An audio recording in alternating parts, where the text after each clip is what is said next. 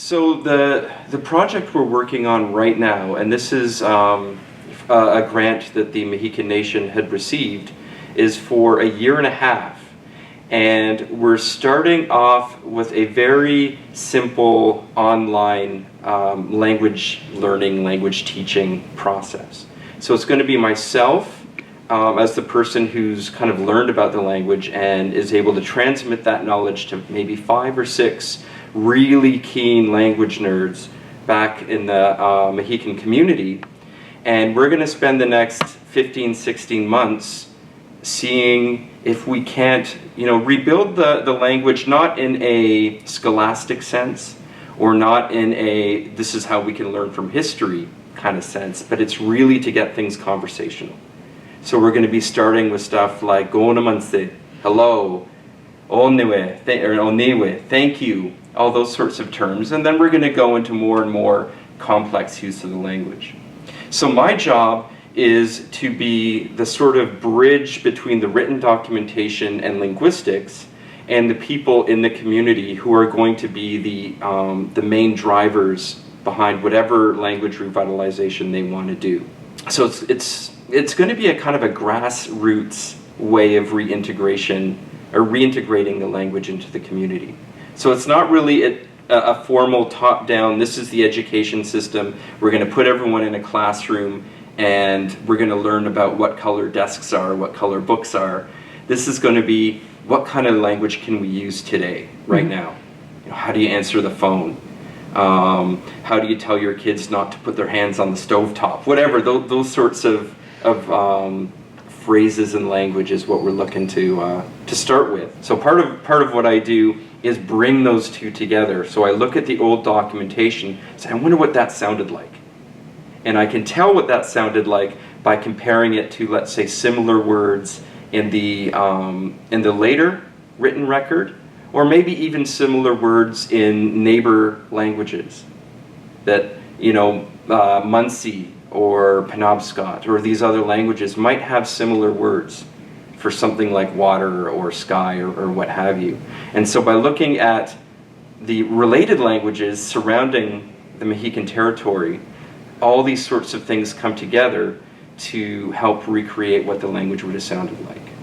So I got started being interested in languages when I was 5.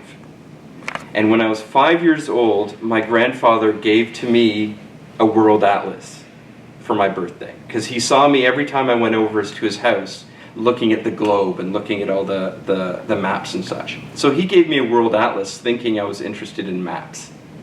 But what I did is I would take that world atlas up at night, hold a flashlight over the pages, and learn how to pronounce all of the cities in all the countries around the world. And then I went to the library, the Oakville Public Library in Southern Ontario, and they had a book in that library called Spoken Cree. Cree is a First Nation throughout Northern Canada, and this was a learn to speak book of, how do you speak Cree? I'd never heard of Cree, but I looked at it and it had all these strange symbols on it. And I thought, pulled it off the shelf. And I opened it up and I went to the librarian and I said, can I take this book out? Maybe I'm 7 years old. And she said, sorry dear, but this is a reference book. It's for the library use only.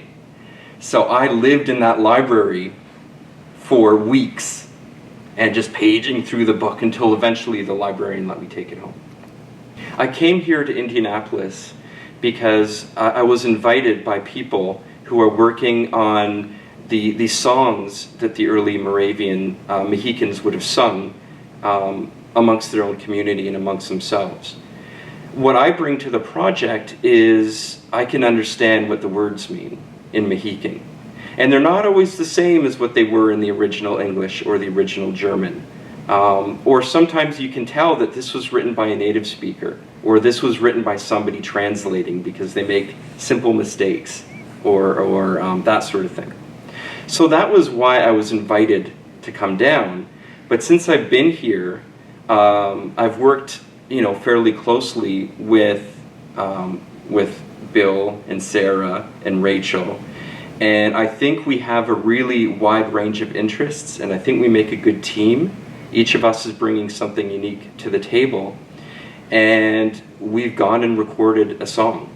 So the reason I was invited here was because I have a background in the language and I can understand the words. But the reason why I came here is because I've met comrades, colleagues, I've met friends who I'm going to hopefully work with for a good long time, and we'll carry this project forwards and forwards, and who knows where it's going to go.